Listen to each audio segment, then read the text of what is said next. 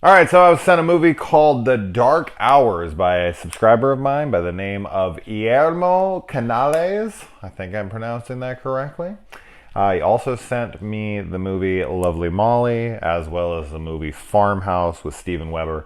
Don't worry, I will be getting to both of those. I'm not going to explain why it's taking me so long to get to these, but I'm getting to them. All right, so The Dark Hours, and thank you so much for sending these to me, honestly. It's cool. This is a cool movie. I dug it. Psychological thriller kind of horror flick. I was going to do it for Slasher Sunday, and then I watched it, and it was like, oh, this isn't a slasher movie.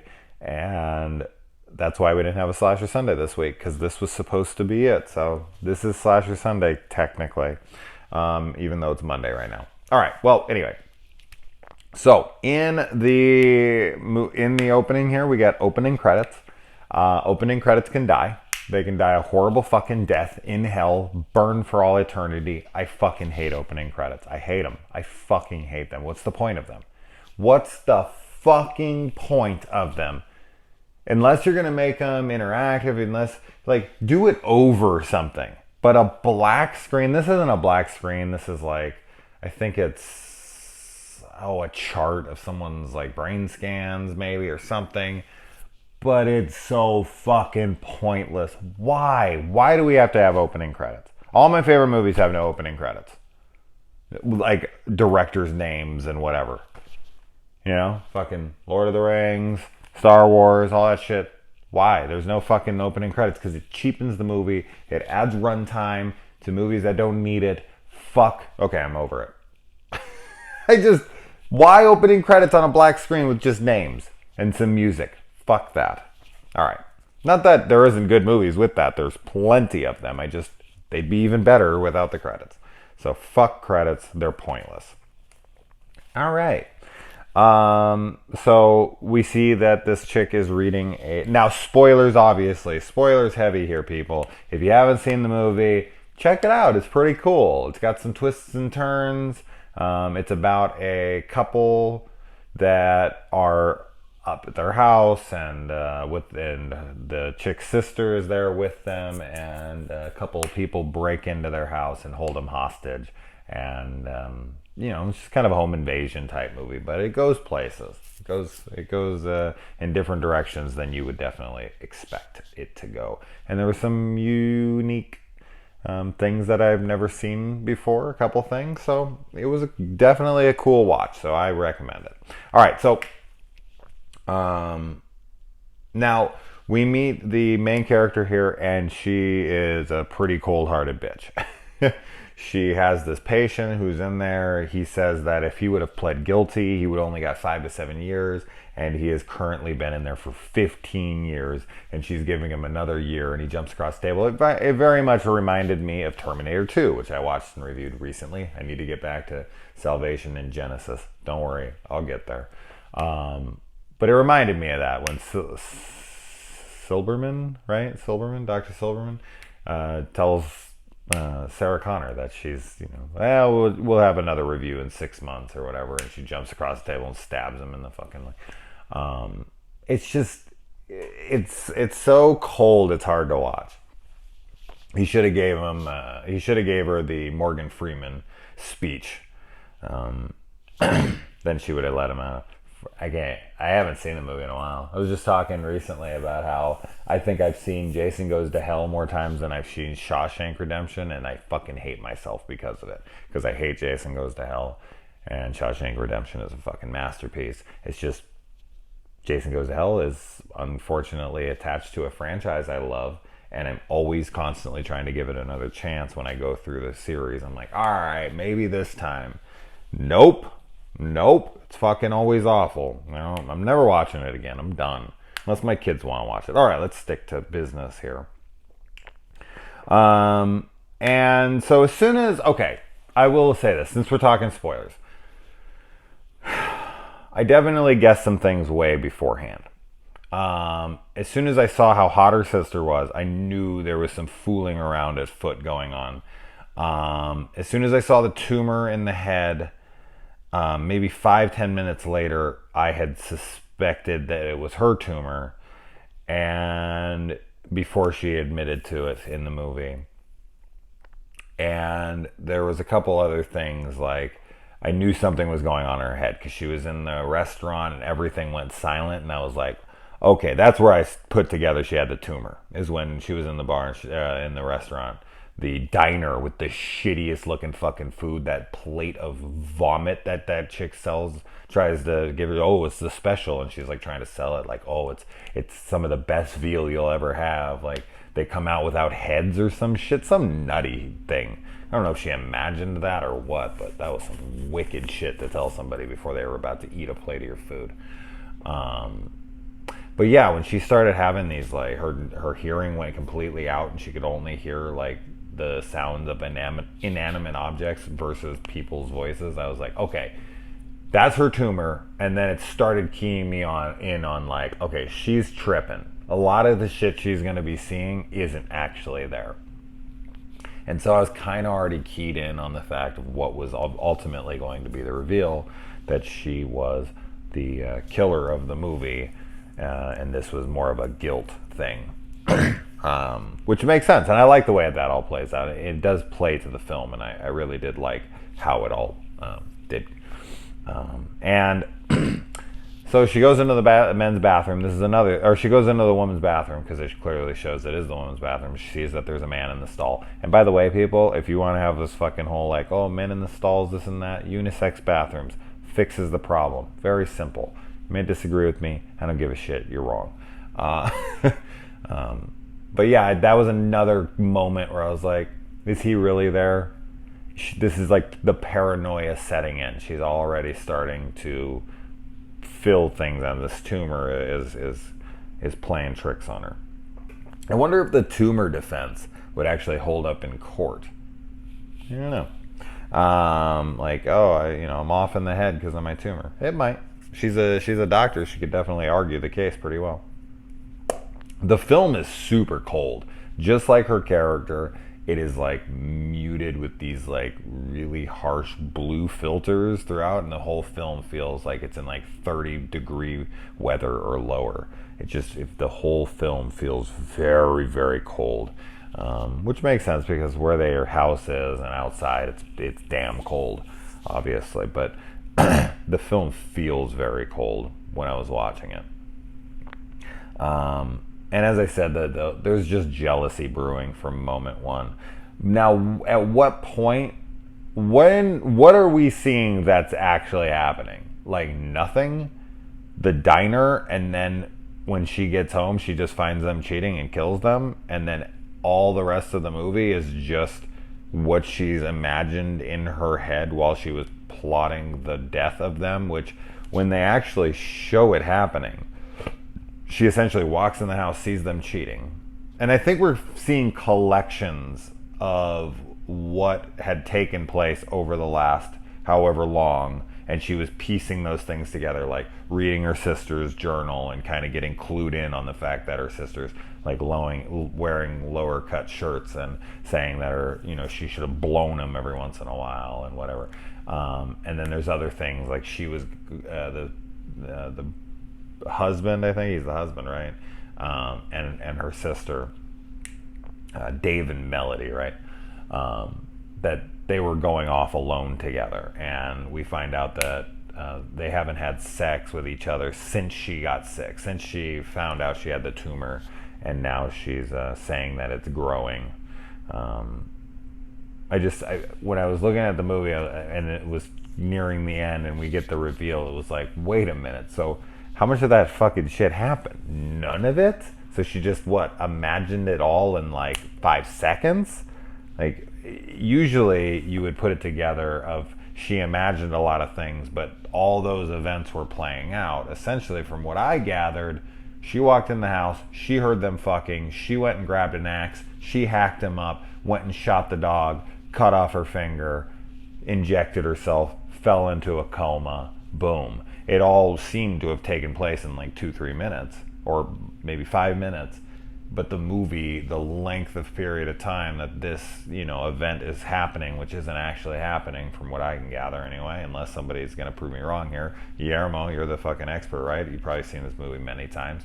That's what I've gathered from this film. I can't see how it's any other way, but I'm just kind of sitting there being like, so she walked in, she saw him, and then she imagined this like hour-long scenario in her head and started, I don't know, coming up with reasons for why these things happen, because she saw them on the couch, she killed them on the couch, and he taunted her into killing them on the couch, and she, the son, is that who that kid is supposed to be, the son of the guy, shoots that dog, which is such a horrendous scene. If you're a dog lover like me, who hates fucking animal violence in movies, for him to be like, is he a protective dog? And he just puts the gun and blows the fucking dog's head off. Oh my god, that was a rough sequence. But she's the one who shoots her dog. Not sure why. She just does. I guess she had to kill the attack dog. She wants to get away with this. The whole cutting off her finger thing. She was attacked. I kind of was lost on that too. But I guess that's it. I probably missed what that was. The second viewing probably would have helped. But let's stick to the film as it was seen, so that I can talk about some of the events that take place within this fantasy. But as I said, it doesn't actually happen, so whatever in here is going on, it's not, I guess, actually happening, but I did see it as if it was happening, so let's talk about it. When they're playing Operation together, he hits the buzzer for so long. Okay, if you play Operation, I'm sure you know already, but if you haven't, or you know what I'm talking about, you put it in and you're trying to get the fucking thing out, and you tap the side and you jolt, like it jolts you, and you kind of bounce back out because you're like, fuck, I fucked up. This guy just lays on the thing. He just fucking, here's the contact, and he's just like, brrrr. It seriously is like a full 2 seconds. I know I point out the most ridiculous shit, but it was so funny. The nose lit up for like 2 full seconds, and then he's like, damn. And it's like, how long does the buzzer have to be going off for you to fucking realize that you hit the side buzzer? You're ridiculous. Silly. I point out the dumbest shit, I swear to God. And yeah, I mean, this movie just reinforces that thing. I always talk about how much I don't like, but it's a movie, so I get it. But I hate when people are punished for doing the nice thing. It sucks. I hate when killers take advantage of people's good nature. This kid's outside, he's freezing to death. His friends are, supposed to be there, but they're not. He's cold, he needs in. And they're like, the guy's all worried. He's like, I don't think we should let him in. As I said, this is all fantasy, but it doesn't matter. As I said, as we see it, regardless, let him in, right? And so she does, they do, and he fucking kills their dog and holds them hostage. And it's like, no, you're not allowed to do that. Just fucking break into the house, shoot the dog. Don't play off of people's good nature. It's just, I don't know. It's unfair. I don't like it. I don't like when people take advantage of other people for being nice. The whole like strip phone call thing I thought was pretty cool. Fucking pick a phone number at random. You got 3 seconds to call it once they pick up to tell them something. And after that, you have to take a piece of clothing off. I'll tell you what, man, you give me 3 seconds with somebody, I could figure it out.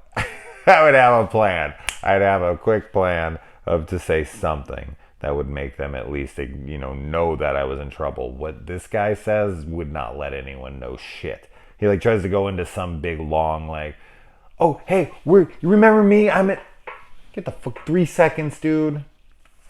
Quick. I'm being held hostage. I need help. Something. Fucking get it out. Anyway. And the kid getting stabbed in the ear with the nail, it's almost sad. I don't know. The way that plays out, I shouldn't feel bad for the kid, but I did in the moment. And Dave admitting that he wanted to fuck Melody was a pretty heartbreaking sequence. They're technically assholes, but it did feel bad. And then Melody crying because he's like,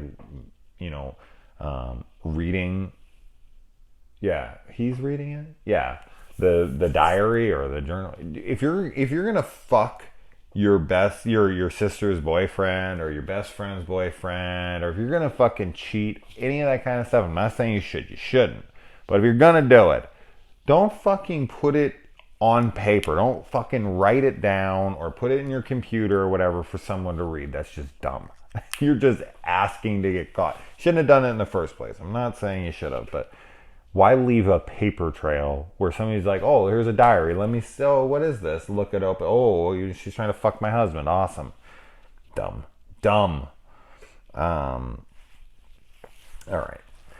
So yeah, we find out essentially she's been experimenting on herself, and she was using this guy as a test guinea pig and keeping him in jail longer to continue to keep testing on him. And while he was in there, he fell into a coma, and for like a year he was completely aware of everything around him but couldn't move, which sounds like absolute hell. It's like purgatory on earth. Like, you know, in reality, it's horrible. It's a fucking horror. And what she did was monstrous. And she ends up being a fucking murderer at the end who's trying to cover up this. The protagonist is a horrendous antagonist. She's a fucking bitch before this. Like, that opener right there, it paints her in a much different light than we would normally see on someone we're supposed to feel for, care for, whatever. And I really like that about the movie. This film almost felt foreign to me. It felt like an Asian movie or something, because their characters are really shitty characters. Like, they're definitely not characters, really shitty people. Great characters, just really flawed individuals.